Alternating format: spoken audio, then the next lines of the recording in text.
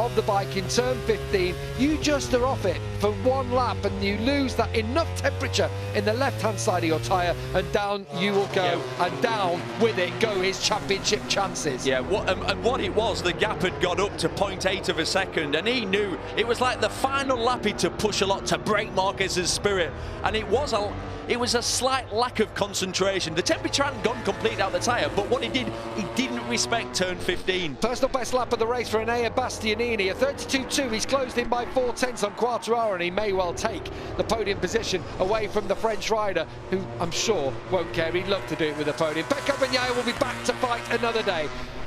Bet your bottom dollar on that one, because Bagnaia is a star in the making. He's a future champion. As we go on to the final couple of corners for this Emilia-Romagna Grand Prix. Will Fabio Quartararo be able to hang on from Bastianini? The attack's surely going to come down. I suppose he's going to get the drive out of here, and he might well have a go, but Quartararo won't mind. A few glistening, glassy eyes for Pecco Bagnaia. Oh, Quartararo's had a track limits warning. He didn't run off track on the last lap, did he? No, he's battling for position, and they will take your position away from you. It's all about the next corner coming up, turn 14. Bastianini's surely going to dive for the inside. Here we go. Oh, he's going to dive for it. Oh, he's got it stopped. I'll tell you what, Quartararo had a moment, didn't expect that to come, and almost touched Enea Bastianini. And Marc Marquez, even though his right arm has caused him so many problems over the year, he takes back-to-back wins. Honda 1-2. And it's a Honda 1-2 for the first time since 2019. Enea Bastianini is on the podium again here in Misano. But Fabio Quartararo, with 4th place, becomes the first French rider in history to win the MotoGP World Championship, with Valentino Rossi in his last ride on Italian soil up to 11th place and across for 10th across the line. He said a top 10 was possible, he's done it.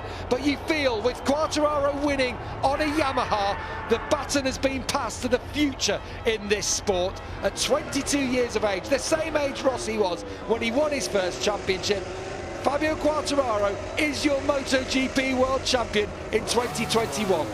Wow, and it has not been easy, has it? He's had to work on himself, he's had to be consistent. But you know what? He's done it with a smile on his face this year. Obviously, he's in tears, the emotion. I mean, he's an emotional type of character, and I bet he can't believe it. Remember when we first heard about this kid when he was 13 years old, junior world champion? Everybody said, this is the man who can take it to Marc Marquez.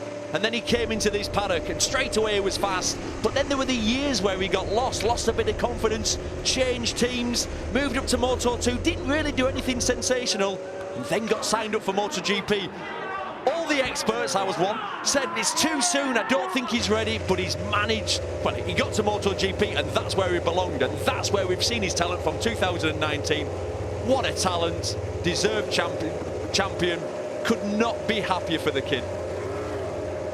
He is the first French rider to win in MotoGP, and that will be huge news in the Hexagon, without a doubt. That will be front page for Fabio. Valentino Rossi comes to celebrate with his fans. A 10th place finish in the end. He was only just behind his brother Luca Marini. He closed by 2 seconds on the last lap. There's a bit of steam coming off the top of his bike. Brilliant. As Marc Marquez, he actually came back there to congratulate Fabio Quartararo. They had a great battle, didn't they, back in 2019, and you do feel like the future is going to be them battling again on into the future with Pecco Bagnaia, 3 different manufacturers and 3 riders at the top of their game. Yeah, well, the future's bright, isn't it? Because we've got the young talents. You've got Marquez, who's obviously back. You've got Bagnaia, who's really on form. So, yeah, I'm already looking forward to next year. But we've still got 2 to go.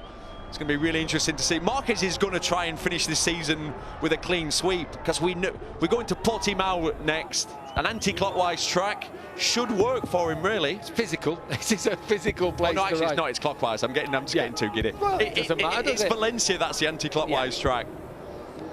Valentino Rossi taking the plaudits from his fan club down there. He saw Uccio down there too. There's his fiancée. Last time at home, 44th race, and he's done it with a top 10. And there are times in the past when you'd say a top 10 for Valentino, he's going to be disappointed. He'll absolutely love that one. We've got the red carpet out, and rightly so. Here's Eric, his manager, with the cream jeans on. Yeah, and Tom, his mate, who's holding aloft the tricolour. Eric looks happy. Oh, well, I wonder why. Mr. 10% will be there. I'm only going to go there. I'll just say this once. Ka-ching! Oh, look at you've got to be so pleased for him. As I say, the 6th youngest rider in history. Here we go. To take the MotoGP World Championship. R&B? Well, I don't know what kids listen to nowadays. What do they listen to? Certainly don't do the robot when it's happening. I don't know what happened there. I'm a bit embarrassed about that. Well, the tunes are playing out for someone who is a bit of a party boy. You have to say, he loves it. He loves the celebrity lifestyle, and he is a big star now. He's right on the big stage as the MotoGP World Champion. Pol Espargaro takes his first podium on the Repsol Honda. We mustn't forget that. He's ridden superbly. Cooler conditions gives him a bit of leverage, doesn't it, to try and get something he likes on the Honda. As Marquez gets congratulated by Takeo Yokoyama.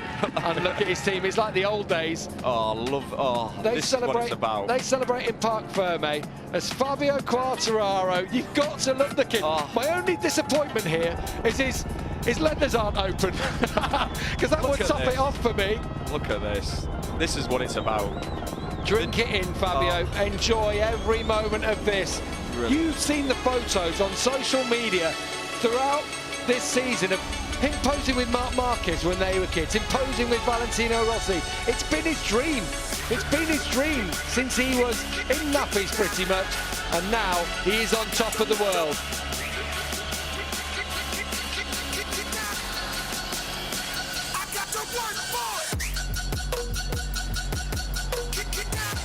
Yes, he is the world champion in MotoGP, and you've got to be happy for the kid. The workout, behind the scenes, the injuries, the money, you know, the investment, the dedication from the parents to move from France. They moved to Spain when he was such a young kid because he'd got this raw talent. So they had to take him where the best riders in the world were, and that was, I love all this. You got to love it, making a proper show of it. It's like the Super Bowl, this. And rightly so. Mariah Carey's going to come out in a minute singing. You know, we're all fans of Fabio Quartararo, and I'm sure at home he's captured your hearts this season.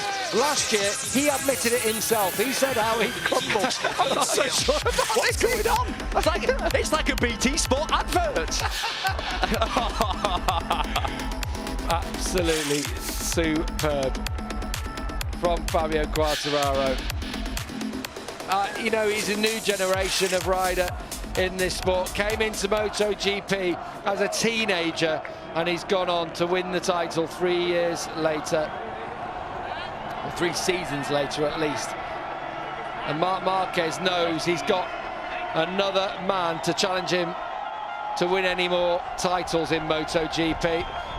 Oh, look at that helmet. I love his helmet design anyway, but in gold it looks even better, doesn't it? Right, it's party time here in Misano on the Adriatic coast. And I'm sure if the clubs were open, he would be down there straight away out of here on the beach, no doubt. But it's just a little bit, it's a bit quiet, isn't it, at the moment? Later we'll make our own party, Gav, tonight. Marquez rode well today, you have to say, keeping the pressure on Bagnaia, was handed victory in the end by Bagnaia's crash, we mustn't forget. And what about Enea Bastianini again, Neil, riding up there to the podium? From 16th on the grid. Look how he's ending this season. He's had, that's his second podium. Obviously, he was on the podium here last time. 6th in America. Unreal, unreal. Valentino Rossi enjoying this one, and who can blame him? He deserves every single moment of applause. It's hard to know which way to look, isn't it? No. Obviously, you got your winner in Marc Marquez, you got Valentino Rossi taking the plaudits from the fans, and of course our new world champion, El Diablo.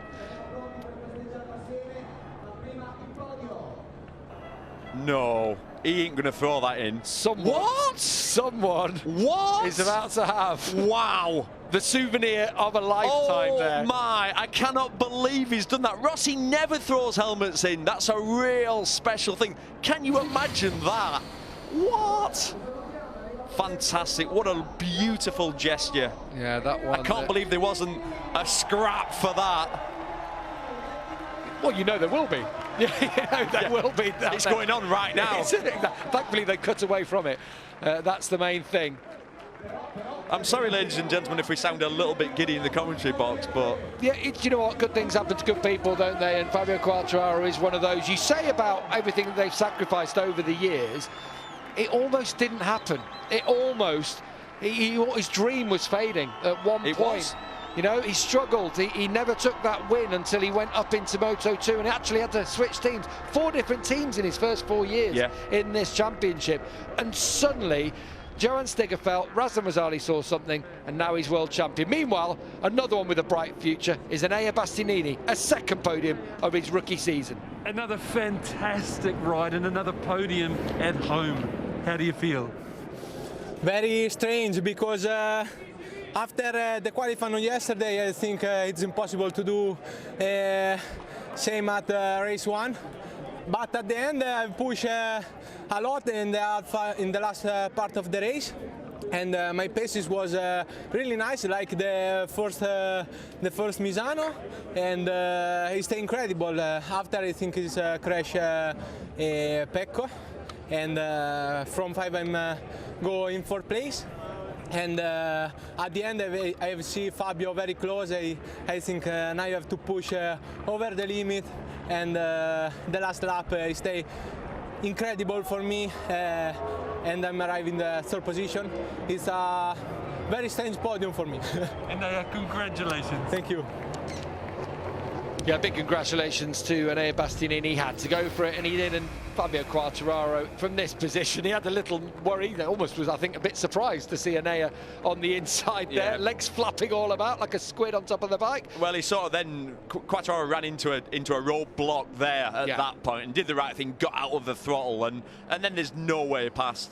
And then you honestly, believe this or not, for this split second you'll have been angry. Yeah. And then headed towards the last corner and thought, I think I'll take the world title. That'll do. It's a nice exchange, isn't it? A podium for Bastianini, a title for Quartararo. Valentino Rossi, every single marshal wants a piece of his skin, don't they, as he rides past. The Pole Espargaro, first podium for him in his first year with Repsol Honda. Alberto told us yesterday that if it was dry, you were strong, and you showed it. Did you know you could do that going into the race? Well, more or less I knew my pace coming from the test, but today the track was a little bit more tricky. I don't know, on the rear tire I didn't feel so good on the stopping, and I was struggling mostly part of the race, but then when I could overtake Miguel, I just put my rhythm. Luckily, I lose Bagnaia and Mark so early in the race, and I couldn't follow them, and then I was completely alone, you know, in between them and Miguel. But I was keep doing my rhythm comfortably, and then by the tension, I started to have pump. When I saw that it was 7-8 laps remaining by the end, and I was in that podium, I was so much on tension, and I couldn't even brake, and I was just going to finish the race in that position. So super pleased, super happy for the team.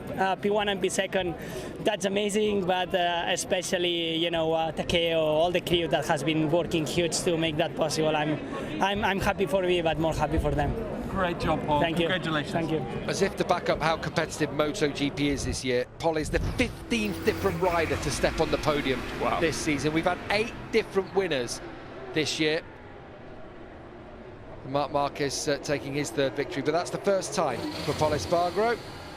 I'm sure we just saw this. I'm sure we've seen this before, unless Ross is on his 2nd lap round. Yeah, he's going round. Do you know what? If anyone deserves to, he does. Valentino look should at that from Pecco Bagnaia. You've got to love that, haven't you? All of Ducati coming down. Jack Miller, who is pals with Fabio Quartararo, I'll point out, really big pals. Down there with Paolo Ciabatti. That's lovely. From Ducati, gracious in defeat on home soil. Which is what you would expect, because we know the individuals there. Yeah, yeah. Zarco. And Zarco will be delighted to see his pal step up as world champion. He'll go onto the podium after the other riders do so. Lynn Jarvis there to celebrate with Fabio Quartararo. No podium for him today. He won't care. The Petronas team, the Sepang Racing team, they brought him into MotoGP. They gave him this opportunity. Ricky from Ayrton, they're having to get out of the way as the burnout. Do you know, I love an old school burnout. You don't see as many nowadays because it's not very good for the engine. With the engine rules, exactly. You can't. He doesn't care now. When you've won a world title, you can do what you want. There'll be no fines being given out. Yeah, absolutely. Absolutely. Mark Elder down there with Fabio. It's been a great performance from 15th on the grid, and it'll hit again the emotions because this is a team sport, and he